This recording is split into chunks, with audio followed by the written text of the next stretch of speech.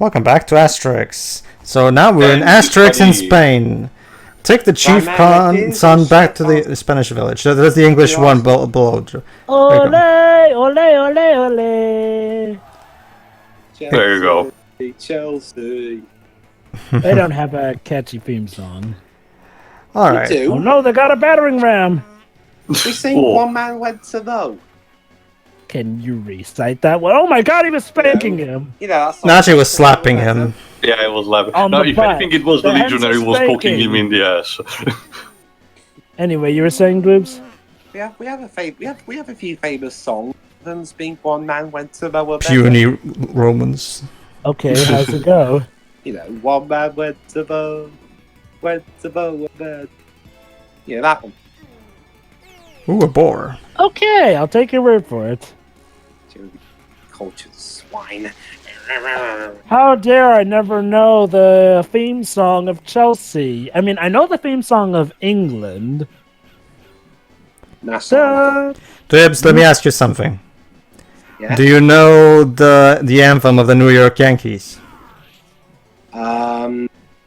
Well, considering they, along with their friendly neighbours, came round to our country to play a baseball game.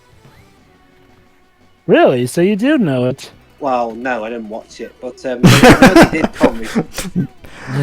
Well, if you're going to criticize Jova for that, then you should criticize yourself for not knowing the anthem of the New York Yankees or whatever New York club Jova supports. There's plenty of themes that. So let me get this straight, Jova. So they sing first the national anthem and then the team won? No. The national anthem of the country is usually reserved for the national teams, as in, like for example, when you go to a football game between Italy and other countries. No, I thought that in America, in stadiums, they always, had to sing the "Oh Say Can You See" song before starting matches. Oh, usually it's one. They even have the supermodels and everything. Hey, it's that girl we rescued in the last yeah. The anthem, I don't know how it works in America too, but usually in Europe, the club anthems are reserved for the fans to chant in the stadium or something like that. It's not like something we do like every single game. Oh, okay. In America, we often start a game with the national anthem here or there. What? Yeah. A siege tower. Really. Yes, Siege Tower. They're really just thinking of everything in the kitchen sink now, aren't they? Yeah, Joe, that actually makes me wonder how it worked when they did those two baseball games in London. Did they do both national anthems? Maybe. Well, isn't that how it usually goes? Well, normally it's just the American, but since they played two games in London, they did both.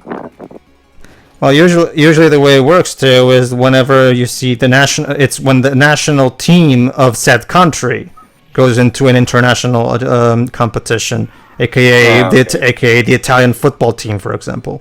There we are. I found it. But yeah, both national anthems were played. I don't know if you've ever seen an a game from your country's national team too, but you'll notice that every time they play. Even if I did, it was a while ago. Yeah, well, I know. Like the finals in 2006. Obviously. Yeah, sure. You'll notice that every time your team plays, they sing your country's national anthem because it's tradition to do so. That I do know. What I thought it was instead that it was like a American tradition to put the national anthem everywhere just because patriotism. Mm-hmm. Not necessarily everywhere, but usually at the start of each game. Yeah.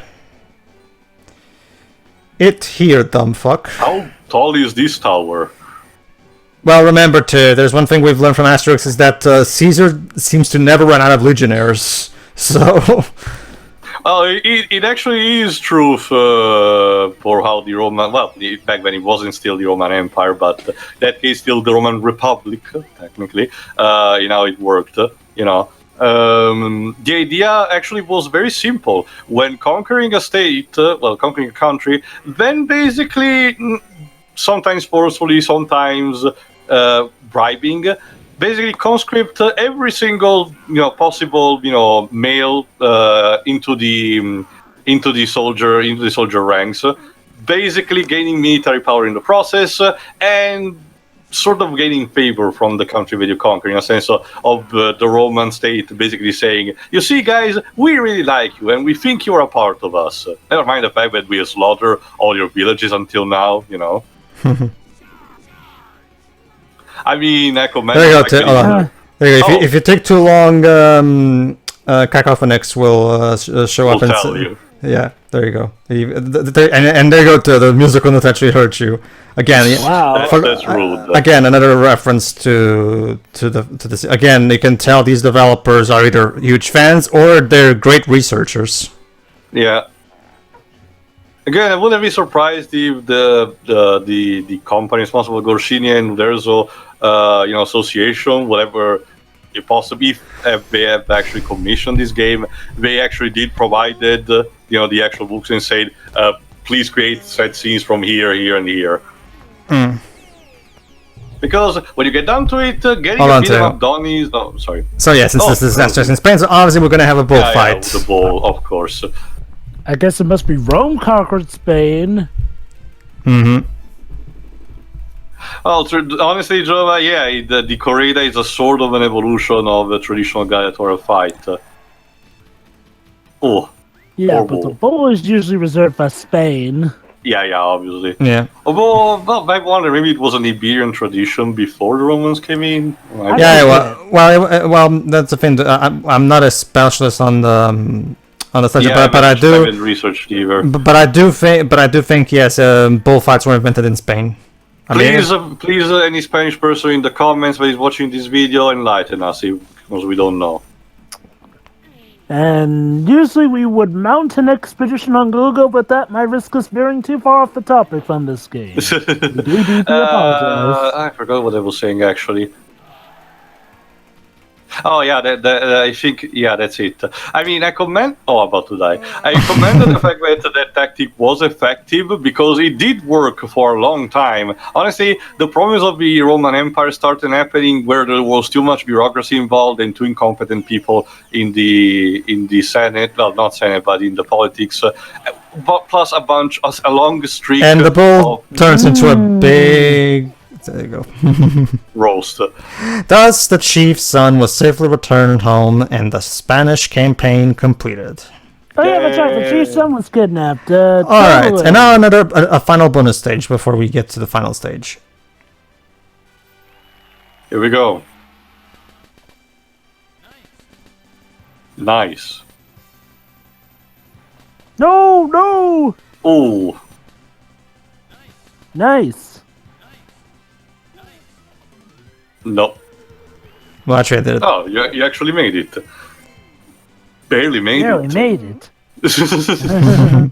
And now, Asterix and the Magic Carpet. Rescue the Indian princess offered as a rain sacrifice. Alright, since Teo actually hasn't read this book, if I remember correctly. I don't think I read this one. Okay, let me explain after we get into the level. Okay, so the gimmick of this level is that we're in the magic carpet, and we have to fight anything that comes towards us while this is going on. So obviously, if you fall from the carpet, you lose alive, so be careful. Okay. Shouldn't that muddy up the carpet? And oh my god, the carpet's on fire! Yeah, this is actually, again, reference to something that happens in the book itself. Okay, so the basic gist of it is this, too. This Indian village has a problem with where...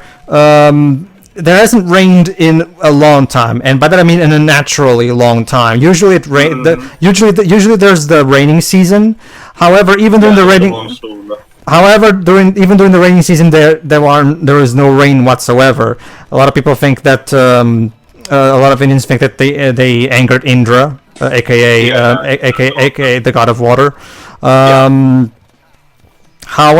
However, this particular magic carpet wizard guy, I forgot the technical term, he heard about this mysterious bard, a Gaul bard, that whenever he sings, it starts raining, even if he's inside a building. I have no idea where Goscinny pulled this from, because never in any other book, whenever he sings, starts raining. Hell.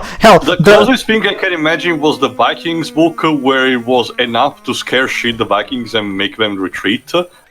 but that's pretty much it. I don't remember the thing about the rain. This wasn't even something that Uderzo or the new writers came. This was back. The book was written by Goscinny himself, so it's weird. Like even Astier and Clichy, when they made the recent films, they didn't bring that back whenever he sang. So wait, let me guess. The payoff is that Cacophonix actually does make it rain with the singing. Yeah. Basically, obviously the bad guys too. Basically, there's this thing as well too, where the court sorcerer, of course, said that he got a communication from the gods themselves too, that if it doesn't rain in the next months, that means that the princess must marry the court sorcerer, which of course makes the court sorcerer the new king. The new I don't remember if it was like a kingdom or. So empire. basically, this wizard comes in and asks for help so that they can bring the bard to India so that he can make it rain. The problem is too. Yeah. By the time he arrives at India, he loses his voice. Oh no. So basically, a lot of shenanigans will happen, but yeah, everything will turn out well in the end, of course. So there you go. That's the court sorcerer there, the guy who's standing right now, and that's his wizard, and that's his evil wizard buddy who also can fly a magic carpet. Again, I guess Goscinny was getting really bored of the usual stuff, so let's just, because this is so out of left field. Like, don't get me wrong. Don't get me wrong. I really like this book. It's really good, but it takes such a weird direction. Similar to the Belgian comic books, especially of the time, it does, portrays the different countries in a very stereotyped way. Well, that's just Asterix in general. Remember, this has been around since the 1960s, I think. The most glaring example is the helmsman of a pirate ship. Well, most of the Asterix books are products of their time, so. No. Thus, Cacophonix watered the earth with a song, and the Indian princess was saved. Yay!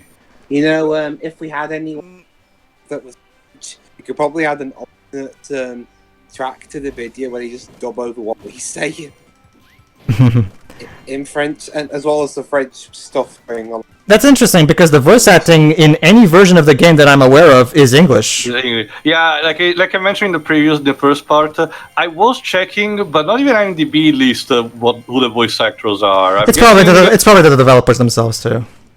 Yeah, they're just a couple of lines, so it makes it easy.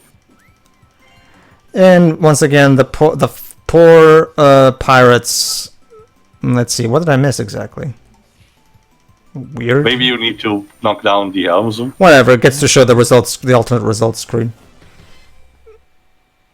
Alright, and now it's time for the final episode. Asterix versus Caesar. Of course. Overcome the deal given by Caesar. Basically, this is one of the more infamous books because Ave Caesar. So let's go. Alright, go ahead, and explain.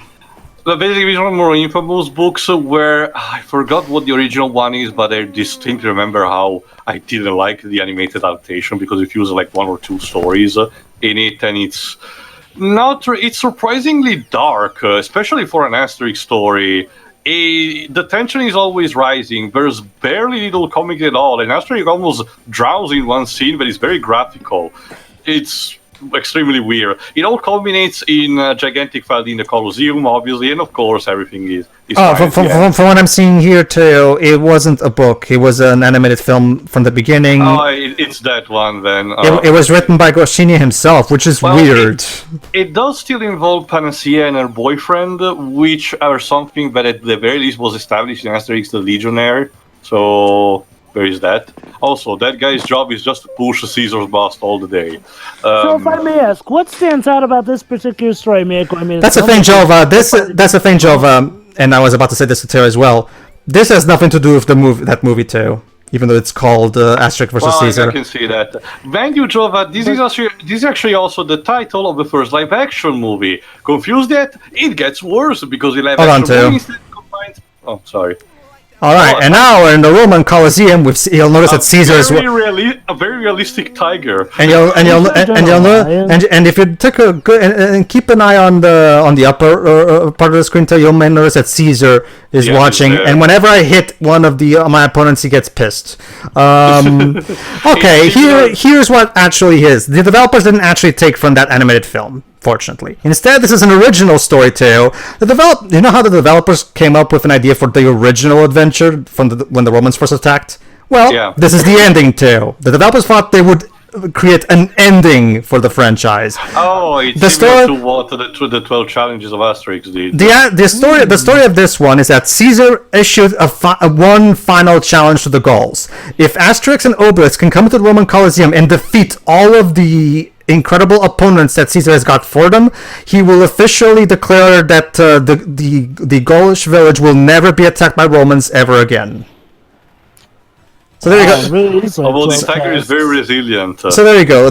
Obviously, this would never happen in the books because the company wants to keep making money out of the franchise. Wants to keep the status quo. Now, what I will they say, could always do the SpongeBob thing and just say, "Hey, all these other movies, they take place before the one conclusive one."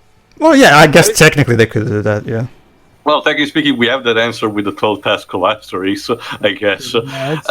But here's the thing, Jova. The live-action movie is even more confusing because it adapts, at the very least, 3 stories in one, and none of them works properly, if you ask me. Yeah. Interesting. Never mind.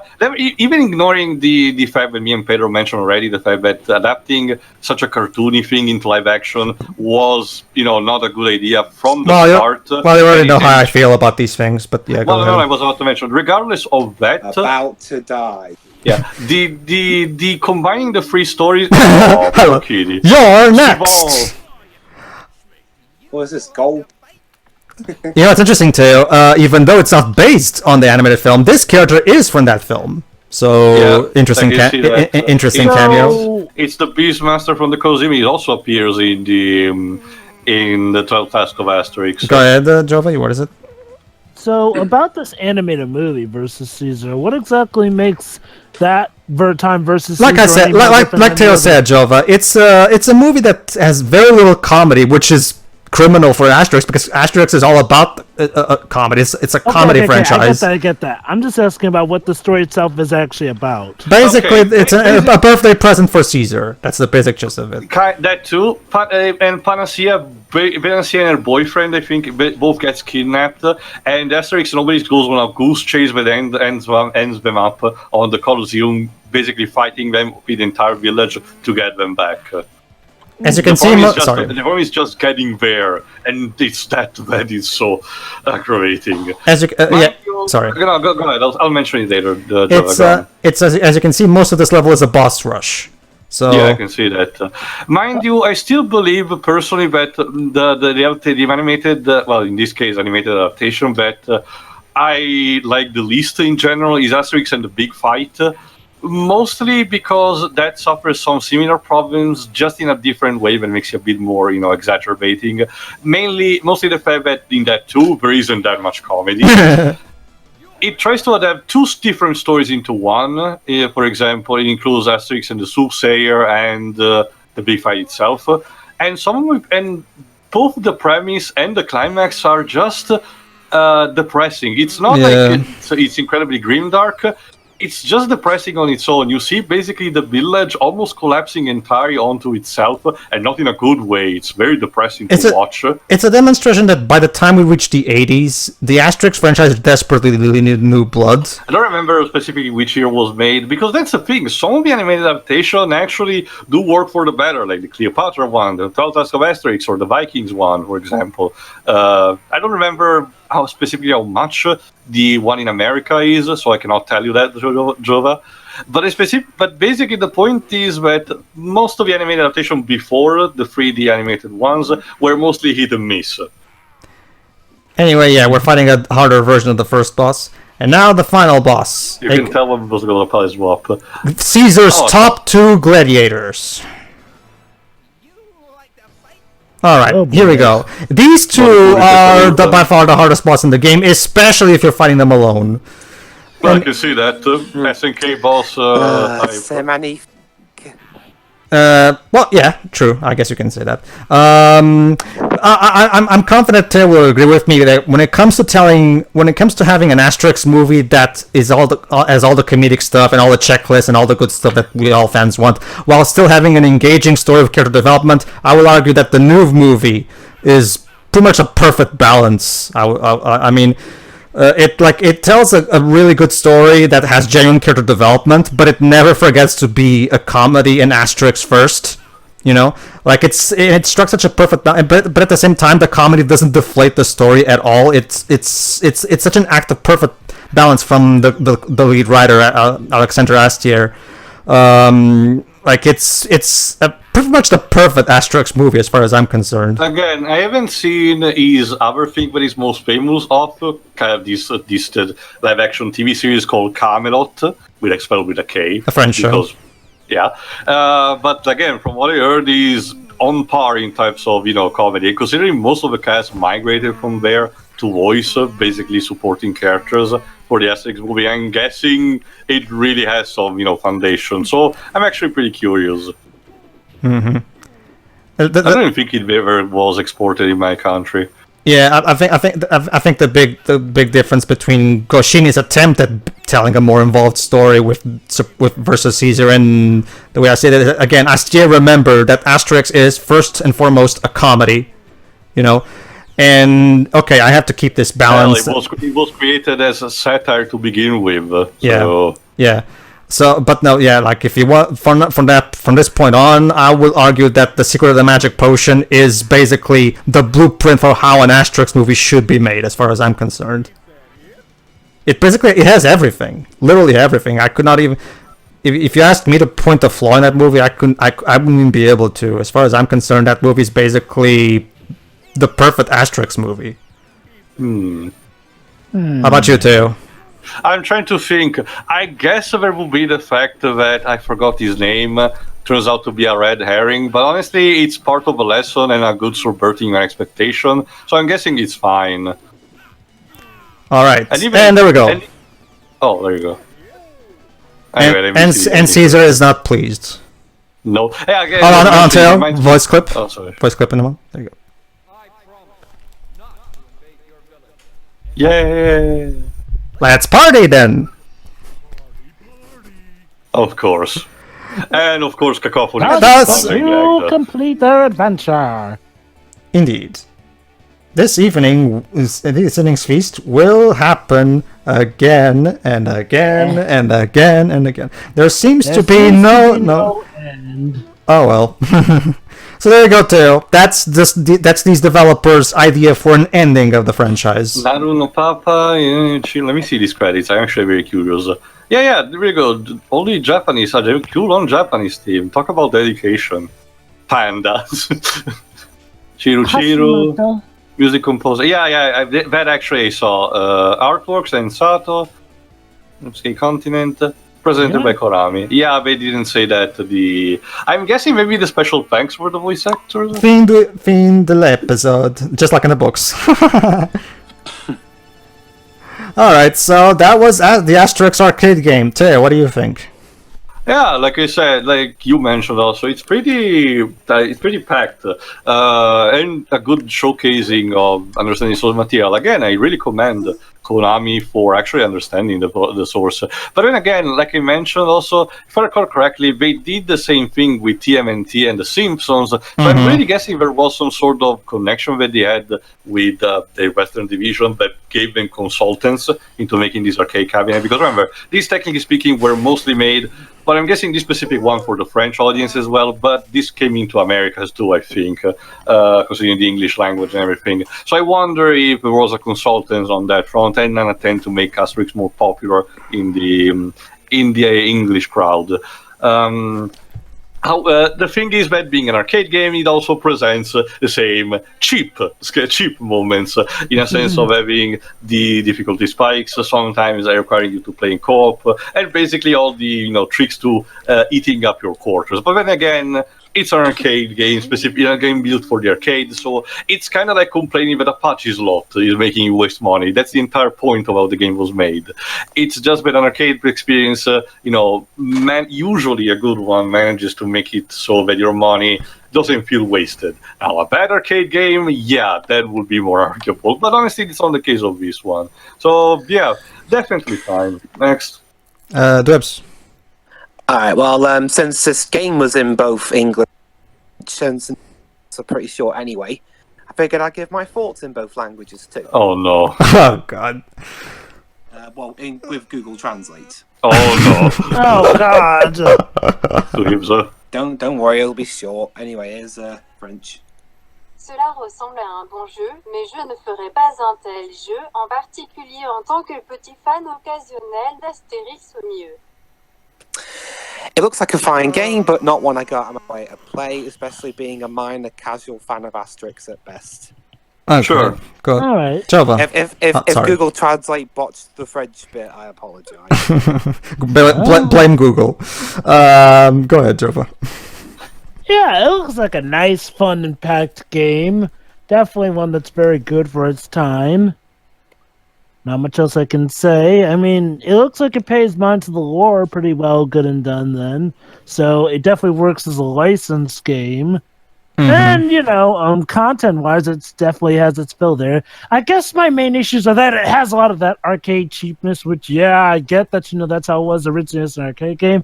It's just, it's something that you'd wish that they would tinker with when they port it to consoles. Except they never did port it to anything. It was an arcade exclusive, and since it's trapped in the Konami dungeons, it will never release ever again. Again, I really wonder if potentially maybe the rights expired at some point or anything. Because remember, after a while it was Infogrames the one who published Asterix games consistently, and nowadays instead it's Microids for the XXL. Well, Teo, even if Infogrames now, regardless of whoever now has the official license to make Asterix games now, this game, this particular copyright of this game still belongs to Konami. This specific game, so it has to. The code is there somewhere at Konami's archives. So we have to go through Konami to get this thing out of there, and it's not gonna happen. Sorry. Well, then again, didn't they try and do that with that Turtles Time remaster and that? Yeah, and that sucked. Yeah, and that sucked. So. The problem is, what I mean is, get it re-released by someone who actually gives a crap about, a proper re-release instead of making a stupid remake that is soulless. But regardless, that you can't even get any.